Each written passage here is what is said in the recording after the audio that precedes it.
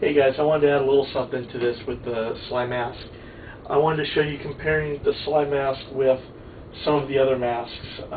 First you've got the JT. I'm going to move these other ones out of the way. But you've got the JT with the Elite frame. And as you guys can see, this looks a little bit smaller, and it is a little bit smaller. Part of the reason it's a little bit smaller is the fact that with these JTs, where the frame ends right here, there's still, if you can see this, there's still a bit of the forehead type protection. The visor here is covering it, but it still goes up higher and covers up to the forehead.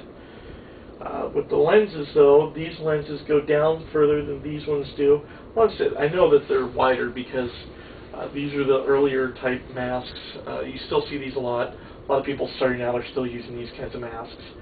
You know, I mean, you can see the height, it's a little bit smaller. Width, I'd say this one's a little bit wider than this one.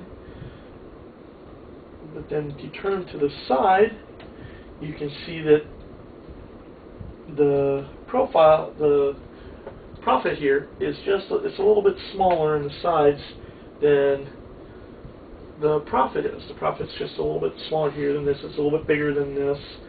And so if you're comparing the high-end mask here to more of a basic beginner type mask, obviously this is going to win. And one of the things to mention is there's a lot of cheapy masks that are out there that you can get that are based off this. They use the same frame, the same JT type frame. They'll have a different strap. I've seen a Brass Eagle and PMI. Some people just bought some of these recently from someone I know. And I mean, the whole sides and everything will still be roughly the exact same size as this. So obviously this is going to be a little bit smaller than anything else that's the real budget cheapy type variety. Next we have a Flex 8. It's also JT, but this is our higher end mask. It uses this wider spectra goggle. And again, you can in this case, I want to say that they're probably about the same. This one's just slightly higher because, again, it's got the same shield right up here for your brow. About the same width-wise here.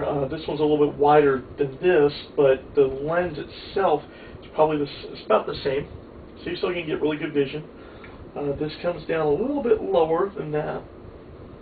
Turn it to the side now. If you've got like a ProFlex, one of those kind of masks, you'll know that the ears on those are bigger. So if you had like a ProFlex, it'd probably sit up a little bit higher like this. But you compare it. I mean, this one's a little bit probably taller than that. You're still getting really good though ear protection with both of them. This one's probably a little bit less on its lower earlobe jawline protection. So this is again a very common mask that you're going to see people with these and the ProFlexes, very similar to this. The third mask I'll compare it to is an Empire Event ZN.